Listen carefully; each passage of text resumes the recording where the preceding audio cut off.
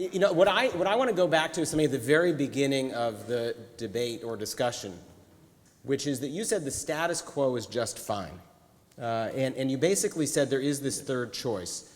And I just want to understand what Israel looks like in the coming 5 or 10 years in your eyes, and how we continue to defend it the way that you are doing as sort of unblemished and the only democracy and better than 190 other countries.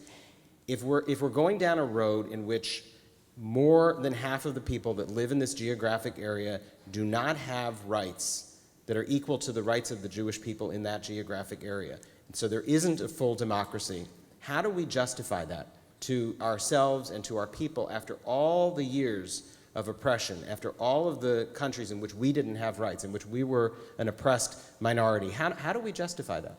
I don't agree that the fundamentals of democracy in Israel are at risk. That is a deep disagreement between us. Jeremy believes that. That is why his organization spends an awful lot of time working on and publicizing the kinds of issues he's just talked about. I do not believe the fundamentals of democracy in Israel are at risk. I'm not sure I'm capable of judging all these extremely complicated political and legal issues within the state of Israel.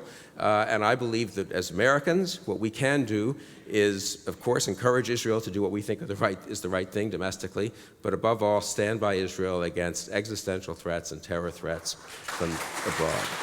But Jane, I mean, this really is, this is what has been wrong with pro-Israel advocacy in this country for over a generation now, that the only thing you're allowed to do is to stand by Israel, right or wrong, and that's not a relationship that the American Jewish community is going to tolerate any longer.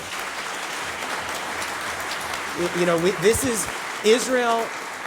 Israel is a nation of its own citizens, and its own citizens have to vote and make the decisions about what it's going to do.